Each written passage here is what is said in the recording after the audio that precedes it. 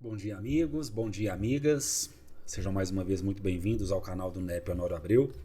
Muito obrigado por você continuar conosco em nossos estudos. E hoje nós retornamos às nossas meditações em torno de O Livro dos Médiuns. Nós estamos no capítulo 2 da obra O Maravilhoso e o Sobrenatural e nós vamos iniciar o item 9. E neste item o professor Allan Kardec dirá então: se o fato está constatado, dirão, nós o aceitamos. Aceitamos mesmo a causa que vindes de assinalar, a de um fluido desconhecido. Mas o que prova a intervenção dos espíritos? Aí está o maravilhoso, o sobrenatural. Seria preciso aqui toda uma demonstração, que seria inoportuna, e teria, aliás, duplo emprego, porque ressalta de todas as outras partes do ensinamento. Contudo, para resumi-la em algumas palavras, diremos que está fundada em teoria sobre este princípio. Todo efeito inteligente deve ter uma causa inteligente na prática. Sobre a observação de que os fenômenos ditos espíritas, tendo dado provas de inteligência, deviam ter sua causa fora da matéria, que essa inteligência, não sendo a dos assistentes, isto é, um resultado da experiência, deveria estar fora deles. Uma vez que não se viu ser operante, era, pois, um ser invisível. Foi então que, de observação em observação, se chegou a reconhecer que esse ser invisível, ao qual se deu o nome de espírito, não era outro, senão a alma daqueles que viveram corporalmente, e que a morte despojou do seu grosseiro envoltório visível, não lhes deixando senão um envoltório etéreo, invisível em seu estado normal.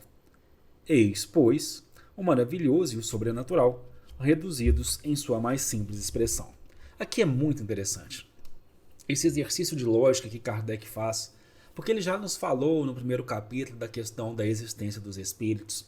Nós já estudamos no Livro dos Espíritos sobejamente tudo isso, e aí ele vem nos dizer aqui como é que ele foi construindo as suas reflexões, né?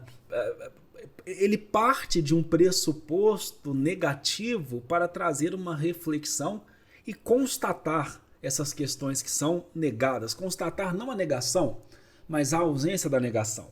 Se a gente tem ali o fato constatado e há um fluido desconhecido, cadê a intervenção dos espíritos? Então, se não há intervenção dos espíritos, tem o sobrenatural, tem o maravilhoso. Aí Kardec, então, vai fazer uma construção muito lógica. Olha, vamos lá. Primeiro ele parte do seguinte pressuposto: todo efeito tem uma causa, correto? Correto. Então, se todo efeito tem uma causa, logicamente, todo efeito inteligente vai ter uma causa inteligente. Então, se todo efeito inteligente tem uma causa inteligente, e através da observação dos fenômenos que são ditos espíritas, essa inteligência não é a inteligência dos assistentes, ele provou por A mais B isso, então essa inteligência está fora dos assistentes, daqueles que estão participando da sessão de experimentação.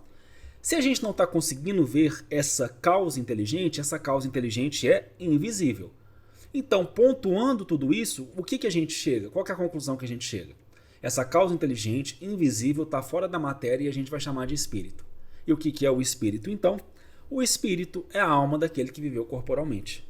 A morte despojou do grosseiro invólucro. Então, vocês perceberam o que ele está fazendo? Aqui ele está fazendo um exercício. Ele está partindo de um pressuposto e construindo toda a realidade que a gente sabe. Você não nega, vai parecer estranha a frase que eu vou dizer aqui, mas você não nega a negação negando ou simplesmente afirmando é assim porque o é. Que era a questão dos dogmas, da construção dos dogmas religiosos que foram deixando as religiões, os movimentos religiosos pelo menos, vazios de todo sentido. Não, você faz uma construção científica para afirmar aquilo que você está dizendo. E é isso que Kardec faz. Ele reduz o maravilhoso e o sobrenatural à sua mais simples expressão. Inclusive tem um livro que chama, um compêndio que chama, um compilado, O Espiritismo em sua mais simples expressão, que eu recomendo a leitura para todos aqueles que estão querendo iniciar o estudo da codificação em si. Bom, e ele continua. A existência de seres invisíveis, uma vez constatada, sua ação sobre a matéria resulta da natureza do seu envoltório fluídico. Essa ação é inteligente, porque em morrendo não perderam senão seus corpos, mas conservam a inteligência que é a sua essência. O que são os espíritos? Os seres inteligentes da criação. Então, quando a gente morre, a gente se despoja do nosso envoltório corporal, mas a gente mantém essa característica, a gente conserva a inteligência, porque a inteligência é a nossa essência. Aí está a chave de todos esses fenômenos considerados erradamente, erroneamente, incorretamente sobrenaturais. Que o sobrenatural, a gente, principalmente quando a gente for estudar a Gênesis, o sobrenatural teria que ser aquilo que derroga uma lei natural, que contraria uma lei natural. Lei natural é eterna e imutável, é estabelecida por Deus. Não tem como você derrogar, não tem como você contrariar. Então aquilo que a gente conhece como sobrenatural nada mais é do que algo natural que ainda não tem explicação, que a gente não consegue explicar. A partir do momento que a gente consegue explicar, que a gente consegue entender, pronto. Não tem mais aquela questão do misticismo. Gente, tem um filme, vou até falar aqui porque facilita o nosso entendimento, né? Tem um filme do universo Marvel, que é o primeiro Thor, que eles falam o seguinte: olha, você chama de feitiçaria aquilo que a sua ciência ainda não consegue explicar. Então é mais ou menos isso. É mais ou menos isso. A existência dos espíritos não é, pois, um sistema pré-concebido, uma hipótese imaginada para explicar os fatos. É o resultado de observações e a consequência natural da existência da alma. Negar essa causa é negar a alma e os seus atributos. Que aqueles que pensam poder dar desses efeitos inteligentes uma solução mais racional, podendo sobretudo explicar todos os fatos, queiram fazê-lo, então se poderá discutir o método de cada uma. E isso é o papel da ciência.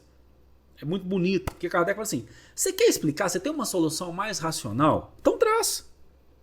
Você tem uma solução mais racional? Traz. Não uma solução porque sim, não é uma solução porque eu quero, uma solução mais racional. É uma solução mais lógica. Você tem? Então traz. E aí nós vamos conversar o mérito de cada uma delas. E no item 10, aos olhos daqueles que olham a matéria como uma única força da natureza, tudo que não pode ser explicado pelas leis da matéria é maravilhoso ou sobrenatural. E para eles, maravilhoso é sinônimo de superstição, o olhar reduzido simplesmente às questões materiais. Se você não pode explicar pelas questões materiais, maravilhoso, sobrenatural, místico, superstição. Mas aí você tem que expandir o olhar. A esse título, a religião, fundada na existência de um princípio imaterial, seria um enredo de superstições. Não ousam dizê-lo bem alto, mas o dizem baixinho, e creem em salvar as aparências, concedendo que é preciso uma religião para o povo e para fazer com que as crianças sejam sábias. Ora, de duas coisas uma: ou o princípio religioso é verdadeiro ou ele é falso. Se é verdadeiro, ele o é para todo mundo. Se é falso, não é melhor para os ignorantes do que para as pessoas esclarecidas. Ok? E aí é o que a gente fala, né? Eu sempre digo isso. Quando uma pessoa diz para mim, fala o seguinte: olha, eu sou ateu, sou ateia, eu sempre pergunto o seguinte: você não acredita na existência de algo fora da matéria, de um Deus de per si?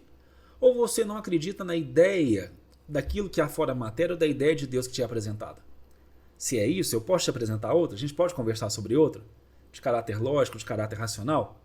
É interessante nós realizarmos essas considerações. Bom, meus amigos, a gente fica por aqui. Nos nossos próximos estudos, começamos a partir do item 11.